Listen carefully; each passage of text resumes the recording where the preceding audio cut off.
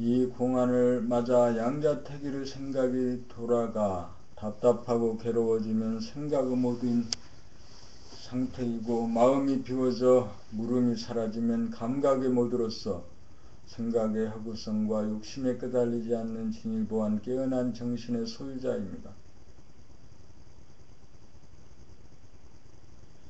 우리는 나무 위에 매달려 있는 것이 문제가 아니라 이미 손으로 잡거나 발을 디딜 곳이 전무한 허공 중에 있는 몸입니다.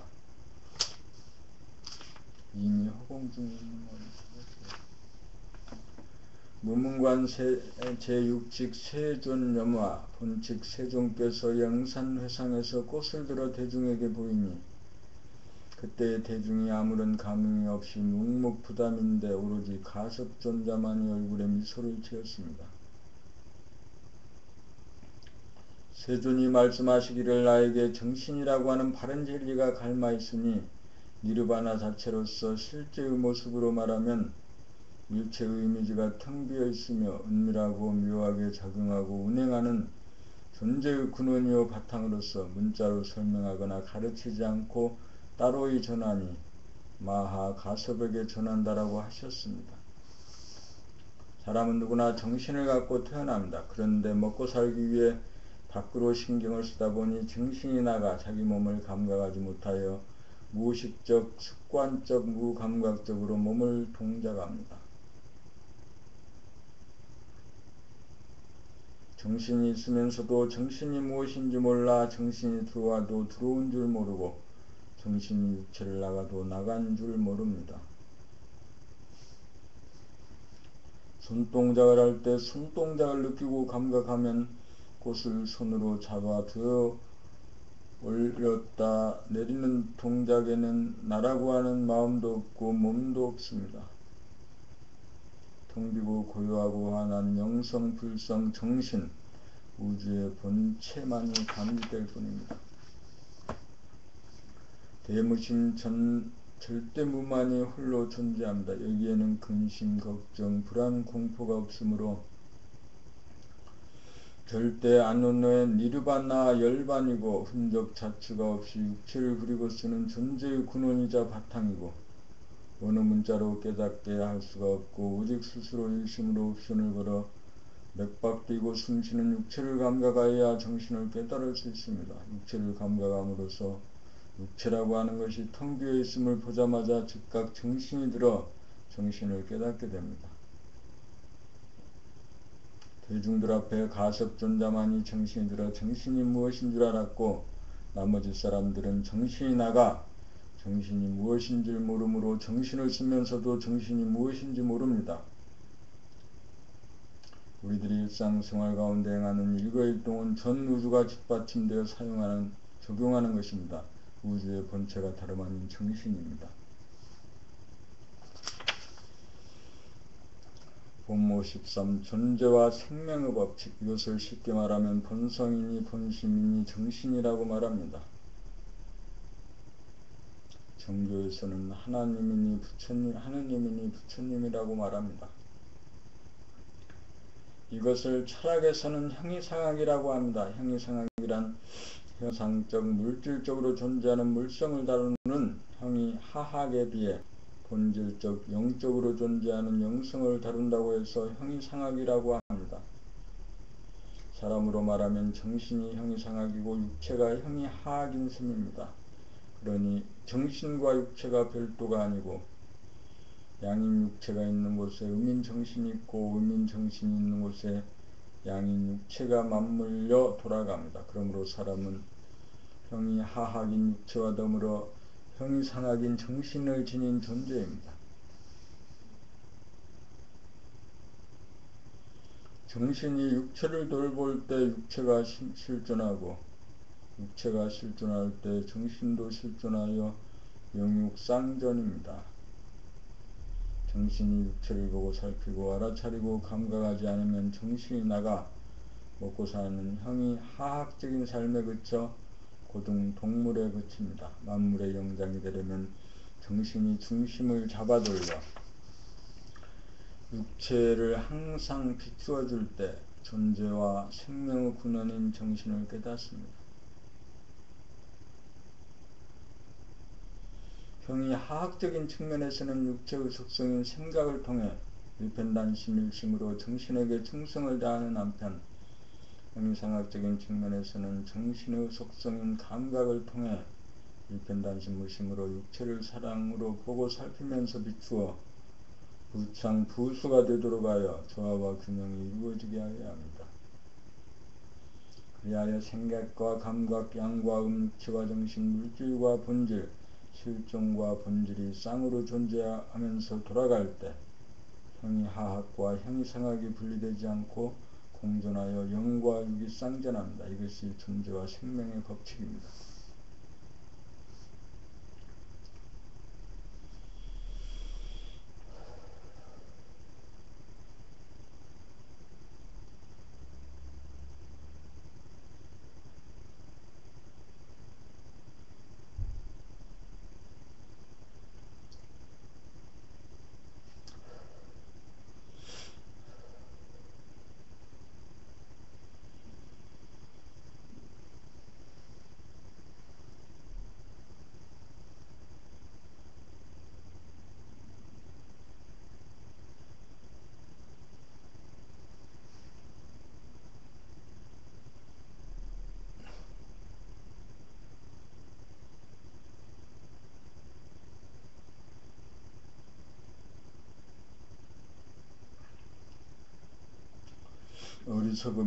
어리석음이란 생각의 이원성에 의해 능성길과 골짜기를 앞에 두고 두 갈래 길 중 하나를 선택함에 있어 두 가지 행로를 한 몸으로 한꺼번에 누리려는 어리석은 욕심이 발로되어 이러지도 저러지도 못하고 스스로 궁지에 몰리는 현상입니다. 혹은 대중 앞에 말을 하거나 노래를 부를 때 자기를 돋보이게 잘하여 남들에게 인정을 받고자 하는 욕심 때문에 흔들리고 떨려서 오히려 잘하지 못하게 되는 현상 역시 어리석음입니다. 다 같은 생각이라도 가능한 생각을 하는 것은 욕심이 아니고 지혜이고 불가능한 생각을 하는 것이 욕심이고 어리석음입니다. 어느 길을 택하든 장단이 있는 것이며 한 몸으로 두 가지 길을 동시에 갈 수는 없는 일이므로 어느 길이든 선택하지 않으면 안 됩니다. 생각으로는 한 자기를 선택하기가 어렵고 감각이라야 그때 기분이나 컨디션에 따라 즉각 선택이 이루어지고 선택한 이후에는 아무런 후회가 남지 않습니다. 자기를 남에게 잘 보이게 하여 돋보이게 하려는 것이 욕심입니다. 자기가 지닌 실력만큼만 발휘할 수 있는 법인데 욕심을 낸다고 실력 이상이 나올 수는 없으니 역풍을 맞아 사시나무 떨리듯 떨려 오히려 제 실력도 제대로 발휘하지 못하니 어리석음입니다. 매번 떨리고 있는 실력도 제대로 발휘 못하면서도 과도하게 바라는 욕심 때문이라는 사실도 깨닫지 못하고 그것이 어리석음이라는 사실을 꿈에도 모릅니다.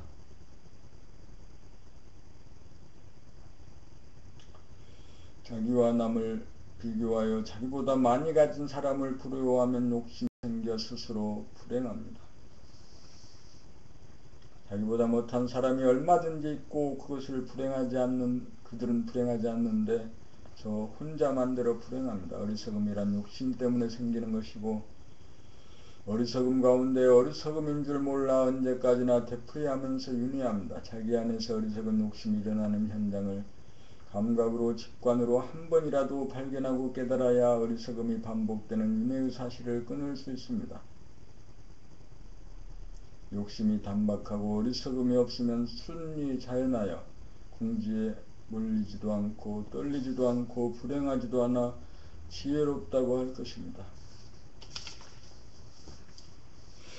생각 모드가 감각 모드로 바뀌는 과정, 생각 모드에서 이원성인 생각이 산란한 마음의 차원을 넘어 일사불란한 깊은 사유의 차원으로 이행하게 되면 생각이 극에 달하여 의문이 사라지면서 생각이 은퇴하여 감각의 차원으로 전환합니다.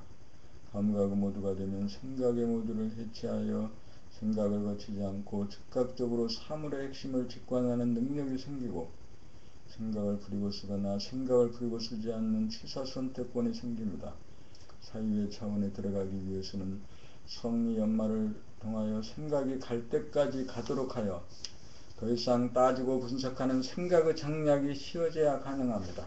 생각이 자기적으로 일어나지 않고 잠잠해지면 감각이 생각이 없는 자리를 응시하게 되어 생각이 일어나면 즉각 일어난 줄 알고 생각이 일어나지 않으면 즉각 일어나지 않는 줄 알게 되어 생각을 다스리게 됩니다. 감각은 헛된 욕심과 정당한 욕심을 가려내는 직관의 능력이 있으므로 생각의 주인 노릇을 하게 됩니다. 생각은 육체의 속성이고 감각은 정신의 속성이기에 정신이 육체를 다스리게 됩니다. 그리하여 정신이 육체를 늘 감각하여 실존할 때 생각이 텅 비어 화난 본질로 돌아가 육체를 늘 보고 비춥니다.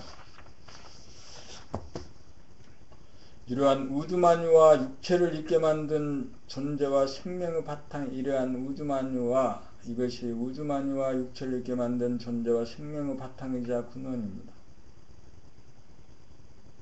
편하고 불편함이 없는지라 참으로 편안하고 아늑하여 더 이상 바랄 것이 없어 탐욕이 일어나지 않으니 소원 성취 만사 형통입니다. 생각의 모두가 감각의 모두로 바뀌면 생각이 잠잠한 가운데 감각은 일어나는 생각을 비추어 점검하여 내지 않아야 할 생각은 거두어들이고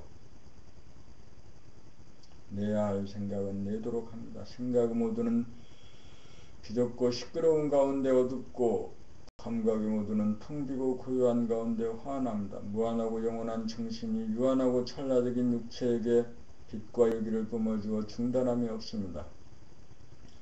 생각본위의 물성이 감각본위의 영성으로 거듭나 사랑의 화신으로 거듭났습니다.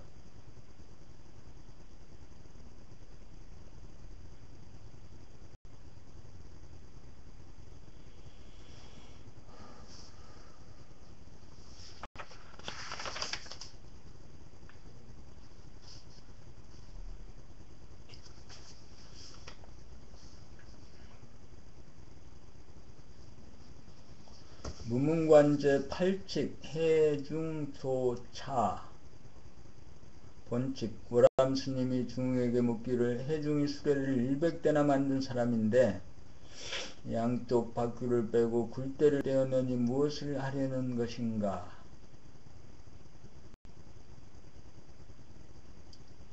센스가 있고 감각이 탁월한 사람은 실제로 일하는 동작의 전 과정이 어떻게 진행되는가를 확연히 알고 있으므로 만든다, 해체한다는 두 가지 상반된 언어 문자에 걸리지 않습니다. 만든다는 말과 해체한다는 말은 두 가지 상반된 개념인지라 서로 소통이 불가능하여 서로 만나지지 않으나 실제 상황에서 볼 때는 만든다는 말과 해체한다는 말이 상반되지도 않고 구별되지도 않아 서로 만나 소통이 됩니다. 못을 박는 사람이 못을 빼고 있습니다. 무엇을 하려고 못을 빼고 있습니까? 생각 모드에서는 가상 공간에 빠져 헤맬 것이고 감각의 모드에서는 대뜸 말아 차립니다.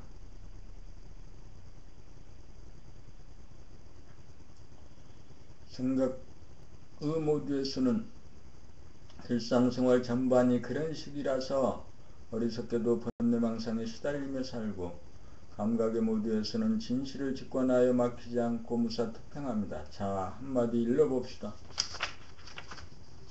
무문관 제10칙 청세고빈 본칙 조산 스님에게 청세라는 종이 묻기를 제가 외롭고 가난하니 스님께서 한턱 해주십시오라고 하니 조산 스님이 청세야 하고 부르니 청세가 네 하고 대답했다.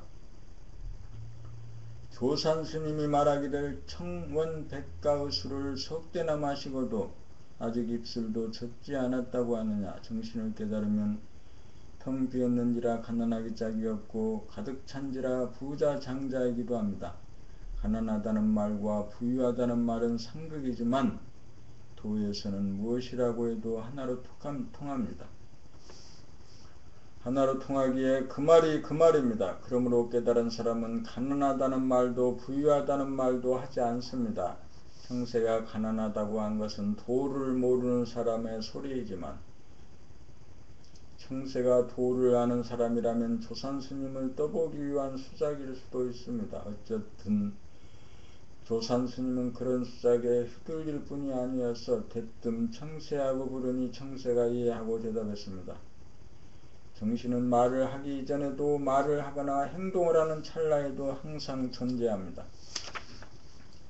텅 비어 가난한 가운데 가득 차 부자장자입니다. 그러므로 총원 백가술 중국의 명주를 석대나 마시고도 입술도 적시지 않았다고 하느냐라고 하였던 것입니다. 돈은 극과 극이 통함입니다. 조산 스님이 청세야라고 부르고 청세가 예 하고 대답하는 거기에 정신이 몇몇 약전하고 있습니다. 조산 스님이 청세의 부탁을 들어주었습니까? 안 들어주었습니까?